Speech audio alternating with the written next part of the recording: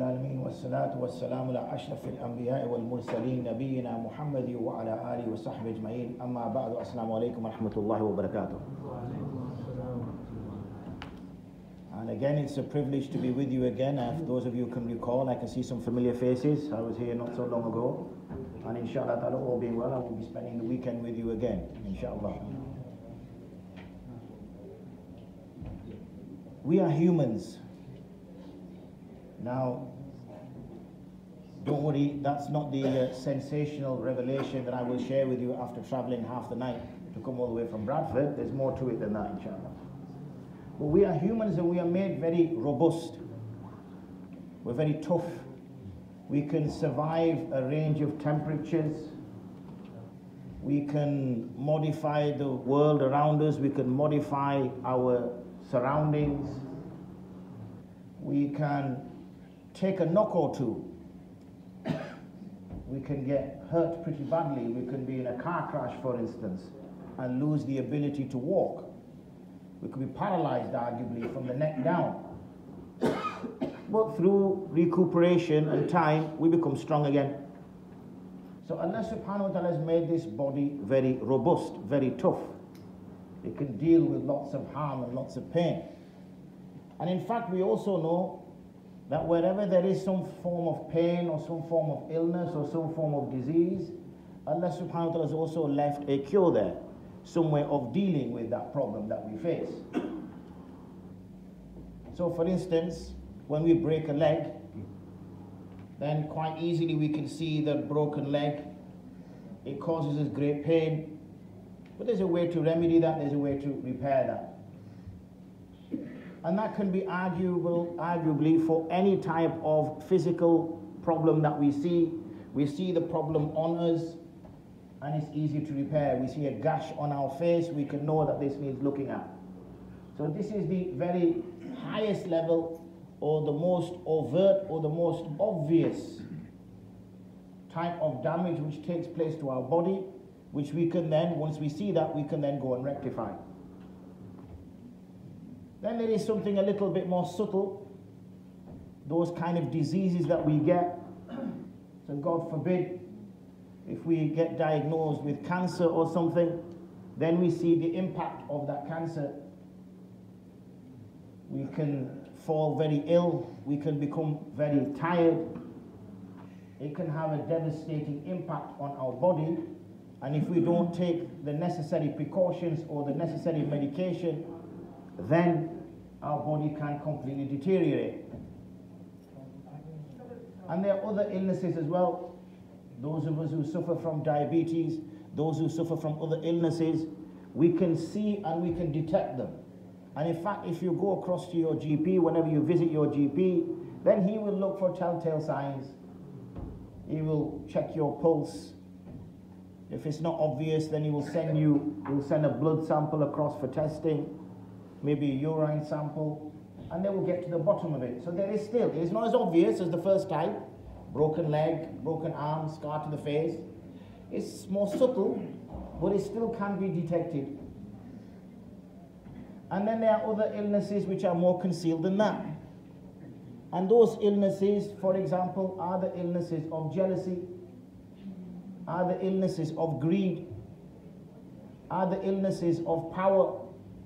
Now they don't manifest themselves on our body, and neither do you feel a pulse, but you can see it appear. So when there's envy, the face we will make. When there is jealousy, the way we will engage. So you see there that those which are more concealed can also sometimes become apparent. One which is of so concealed that we all miss it is something called ignorance. Ignorance is such an illness that we don't know that we have. That's the problem. Nobody actually thinks that they're ill with ignorance. Because to know is to know what you don't know, not to know what you know. That is true knowledge. So if we have a cure for everything. We've mentioned a cure for physical breakages, scars, things of that nature. If we have a cure for more concealed illnesses, cancers, diabetes, and things of that nature, if we have cures for more concealed, but we see the signs of them like anger, rage, jealousy, greed, power, we can see them, then what is the cure for ignorance? Well, the first thing we have to acknowledge is that ignorance is a disease. That's the first thing we have to acknowledge. And we know from a narration of the Prophet ﷺ in which he said, فَإِنَّمَا شِفَاءُ الْعِيِّ السُّؤَالِ, that the cure for ignorance is asking the question. The cure for ignorance is, stay with me, I know there's a lot of excitement, air conditioning is coming on, but I'm sure we've seen air conditioning come on. I know people in London are a bit further backwards compared to people in Bradford, but even in Bradford we've got air conditioning. So I'm sure you guys have seen it before. It's not that exciting. I'm like the Hilal. You'll see me once a month if you're looking. The air conditioning you will see all the time. So you see, I've lost my train of thought. What was I talking about? Just to see who was listening. This is what teachers do, when they're asking students, like, where was I? Should I put somebody on the spot? Brother, where was I? Ignorance. Good one. What specifically, where was I on ignorance? Now you see, now everybody's going to get scared. Normally what happens when you're in class, and Ustad's going to ask the question, everybody suddenly becomes humble and Buzuri going to start looking down. Is Ustad watching? No. And then of all the people, he calls your name out. So what is it? What was I specifically sharing about ignorance? You see, this is what happens when air conditioning comes on. It sends us astray. Ask the question. Ignorance, you see, if we all here, mashallah, there's a few hundred of us, if we all go home and our wives and children ask, say, what was Maulvi Sahib about today? But today, kya yaar, the air conditioning came on. How are we going to be sharing that knowledge with our wives and our children? How are we going to be, the leaders of this ummah? Before we know is how the air conditioning comes on. So, as I was saying, ignorance is a disease. The problem with ignorance is it's not detectable. That's two. The third thing is we don't know we have it. Because to know you have it, you have to know. And ignorance is when you don't know. So you can't know when you don't know. You see? And you have to stay with me. I bet some of you think, the air conditioner was a bit more simple. So ignorance is that kind of disease that you don't know, you have it. You don't know, you have it. So the cure for it is to ask questions. But there's a manner in asking questions. One particular person came in front of a scholar and said, it doesn't make sense to me what you people say about Jannah. So he goes, what do you mean it doesn't make sense to you? He says, well, we eat food in the dunya. When we eat food and water, then what happens is all the good stuff is extracted through our stomach lining into our bloodstream. Vitamins, minerals, whatever nutrients, things which our body needs in order to survive. And all the kachra, whatever is left, makes its way down the intestines and is exited from the body. I hear in Jannah, you don't excrete. How can that be? You don't defecate. How can that be? So he said, well, you've answered the question in the question. You said that when you eat in this dunya, all the good stuff is taken out and what is left is extracted. There is nothing left to extract in Jannah. All of it is good stuff. So there's no need to defecate. So the cure for ignorance is to ask a question. Another scenario, another young person was a little bit confused about deen, and I'm not going to talk about the manner, we'll talk about the manner afterwards. And he was a little bit confused about deen, so he says, sometimes the deen just doesn't make no sense to me. So the Sheikh says to him, what do you mean it doesn't make no sense to you? He says, look, I've got water, I've got grapes, and I've got yeast. And he said, yes. He goes, is water pure? And the Sheikh said, of course water is pure. That's fine, I'm just checking. He goes, are the grapes pure? He said, yes, the grapes are pure. So he said, okay then, is the yeast pure? And he says, yes it is. So he goes, well, how can it be that when you add them all together, it becomes impure? That doesn't sit well with my thinking. It seems illogical. So he says, that's fine. So he brought some water, he brought some sand, and he brought a little bit of mud, and he splashed the water in his face. He goes, did that hurt? He goes, no. It was a bit annoying. It didn't hurt. He says, fine. So he got some sand and threw the sand at him. He says, did that hurt? He goes, no, but it nearly got some in my eye. That would have hurt. Be careful. And then he threw some wood at him. He says, did that hurt? He says, no, but again, you got my clothes dirty. He says, okay, just stay here. So he went and he came back with a brick. He threw it at him, or he's about to throw it at him, and he says, is this going to hurt? He goes, no, no, no, no, don't throw that. He says, why not? He says, because that's going to nearly kill me. He says, the water didn't hurt you, the sand did not hurt you, the mud did not hurt you, but when I mix them together, it's going to now hurt you. So again, he explained to him about the understanding of why something in its components may not cause you any harm, but when they're a mixture and they're formed, then they can become haram. Or in the same case, where something may not cause you any pain, but when mixed together, it could cause you pain. So the cure for ignorance is asking the question. Now we don't know that we have ignorance, because knowledge is what you don't know, not what you know. We always think knowledge is what I know. Knowledge is what you don't know, because when you answer or you say something uncontrollably, let your tongue just roll, then that is putting you into a grave harm, into grave danger, by saying things which you have no knowledge of. And that is the harm that can be caused. Now, I said the etiquettes may have been missed by this young person asking the question, because unfortunately we have, or we exist in a society, or we now have become a community that does not ask things in order to seek knowledge as such, but we ask in order to be, we already have an opinion, and we want to have a kind of, not a debate as such, we want to have a discussion. We want to have a discussion.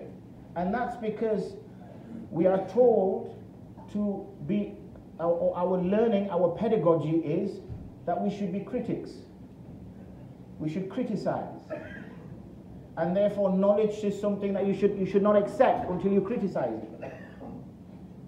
And this was very much the kind of awakening within Europe, challenging the Christian church and theology, was to constantly criticize. Now obviously it's made its way into Muslims. So when Muslims pose that question, it's more a form of criticism, like we saw with the young man asking about defecation in Jannah, like we saw about the young man asking about the issue of how wine is haram but its components isn't. It wasn't necessarily to seek knowledge, it was to criticize. So the first thing is how we pose our questions. Are we intending to seek knowledge? Or are we already coming assuming we have knowledge? And we're challenging those people we see in knowledge. Well, the key message from that is that we have a responsibility to learn. If we come from the default position that I don't know, rather than coming from the position that I know, then inshallah ta'ala, doors will open and we will be able to find a cure for this illness. Now, one of the reasons why I will be spending a few days with you is for that very reason, that whatever I've learned from my teachers, whatever I've learned from the books of scholars, I will try to share with you. And it's also hopefully an opportunity, because we are not necessarily Muslims in Ramadan, we are Muslims all the time. We don't compartmentalize our life. We don't have a work life, a social life, a family life, and then an Islam life. Islam is something which is a way of life. and it must impact on all aspects of the way we engage, whether engaging with people or whether engaging with items and things. So inshallah ta'ala, I will be most likely after the Zuhr Salahs and the Asr and the Fajr Salah, might be a little bit busy after Maghrib Salahs, just sitting and hopefully sharing. And I want this to be slightly different. For those of you who recall when I was here the first time round, it was very much a lecture based, where I spoke and you listened. I would rather it was more kind of a two-way street this way around, inshallah, this time round. So if you have queries, if you have issues, if your children are facing issues, if the community is facing issues, then it's best to discuss those issues. Let's ask, let's discuss. And if I don't have the answers to those queries, then I will take those questions, inshallah, and I will find answers, and I will then get those answers back to you through Imam Sir. But it's our responsibility to ensure that we ourselves remove this illness, remove this disease of ignorance. And what is also widespread now is through various platforms, social media. Anybody who does a year or 2 years study, maybe just does one book, he applies the title Sheikh, and then he's fuming and he's waving his fist at you through the YouTube channel. And he's telling you that Abu Hanifa was this, Malik was this, as though they are his next door neighbors. And these etiquettes have gone. And because these etiquettes have gone, we now feel that we can speak in that way. We feel equal to these people. Whereas you would have to study for 7, 8, 9 years, even to be able to hold their books in your hand, those of us who study through the traditional route. And that's the strange thing now, you see. I have to add an adjective to the word a scholar. So now we have traditional scholar, we have microwave scholar, we have, why do I have to add this adjective? There used to be a time when I was growing up, there was just scholar. So now we have traditional scholar, YouTube scholar, I learned it myself scholar. You have to add this, you have to use the word traditional now. Similarly, we used to have the term Muslim. Now we have to start adding the term practicing Muslim or traditional Muslim or this Muslim or whatever. So it's unfortunate, and this is the pressure our children are growing up with that we did not have to deal with. You see, there was no such thing as social media, so whatever Maulana Sahib said in the masjid, that was Islam. Now there's so many things going on where you've got, social media groups pushing a certain type of lifestyle and saying it's compatible with Islam. There's nothing wrong with it. And they will misquote verses, they will change the meaning of verses, which is tahrif. They will change the meanings of verses. They will take a hadith or claim that they take a hadith, put it in the English language, and confuse youngsters. And youngsters who are already going through their formative years, trying to work out who they are, trying to work out their sort of mindset. What am I? Because before they're just their dad's child and their mom's child. And as they start getting into their teenage years, they want their own identity. They want to know who they are, not what their dad tells them they are or mom tells them they are. So they're looking around. They're searching.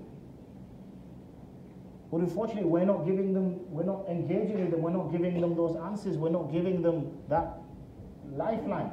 Because if your child is not asking you, then let me tell you, she is asking somebody. It's a fact. I've worked in education for over 20 odd years now, and we have 2 schools in Bradford, Islamic schools. So I've worked with teenage people all my life. So they will be asking from some people, they will be gaining this information. So if it's not coming from you, then you have to be concerned, where is it coming from? And we can't be nonchalant or carefree about it. This is our responsibility. And we will be asked about this. As much as we should be concerned about our salah, as much as we should be concerned about our fast, as much as we should be concerned about our acts of worship, our children are also our responsibility. So the plan is, inshallah, so we should have this i'tikaf weekend. Our children should be off school, I'm assuming. Is it half term here in London? So it's half term here. And also it's a weekend, so there's no excuse on the weekend. It's only half an hour after each salah. Utilize that time. The masjid has gone out of its way to put programs in place, but it's for the community to engage. It's for the community to engage. The ulama here have fulfilled their responsibility. On Yawm al-Qiyamah, when we stand in front of Allah subhanahu wa ta'ala and the ulama ask the question, did you provide for the community? At least they can say, yes, we did.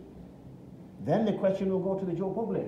Did you attend these functions that were being held in the masjid for you? Did you go there? And then if you say, well, I was busy, I had this, I had that, whatever, then these excuses are the ones you're going to have to put on the Day of Judgment. So please, use these days productively, whatever time a person can spare, attend.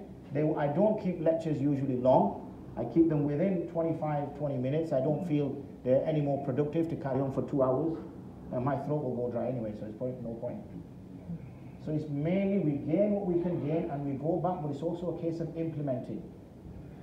You see, a cure is only a cure if we implement it. If you know the medicine that you're supposed to take for your cough, but you don't take the medicine, then your cough's not going to go away. You have to take the medicine. So when we have a cure for our ignorance, then we have to take that, we have to act upon that. Because otherwise we know the cure, then we're a bigger idiot, because we're not even taking the cure when we know what the cure is. And this is essential for us. Because as Muslims, one of our key beliefs is that we will die and we will be resurrected. That's our belief. So let that sink in for a second. After death, there will be punishment in the grave and there will be resurrection. Now if I was to say to you that there's a bunch of guys waiting outside and they're going to kill you, now, what actions would you take, jumping out the window or whatever? What actions would you take to avoid that? Yeah, our Prophet ﷺ has mentioned that there will be punishment in the grave. We understand that from the Quran. One of the key components which the mushrikun of Makkah could not accept was resurrection. Resurrection they could not accept. And we also have to accept that and bring that into our life so we know that we have an accountability and we will be raised and questioned about that accountability. So inshallah I can see that we're sort of getting close to my scheduled slot to finish. So please use these last few days productively. Use it as a platform, as a springboard for the next 11 months that will come. It's very important because we are Muslims all the time.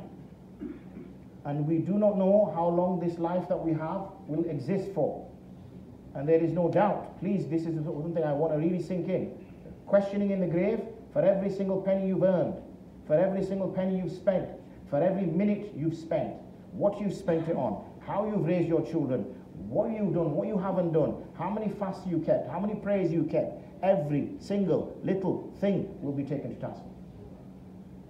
There is no escape. And on Yawm al-Qiyamah it will be exactly the same. There is no escape.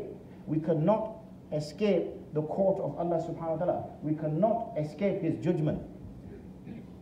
And we should not be like those who the hadith describes as foolish people. Those who follow their hawa, follow their desires, and then say Allah subhanahu wa ta'ala is Ghafoor and He is Rahim. It doesn't work like that. It doesn't work like that. So therefore it's very important that we put these things to one side. Let's focus these next few days inshallah ta'ala. Let's work together and see how what we can achieve and how we can progress forward. Jazakumullah khair for listening. Wa akhiru da'wana and alhamdulillah rabbil alameen. Assalamu alaikum wa rahmatullahi wa barakatuh.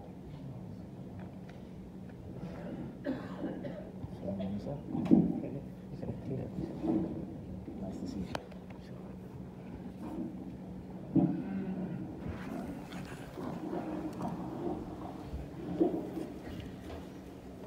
Inshallah, just a few important announcements.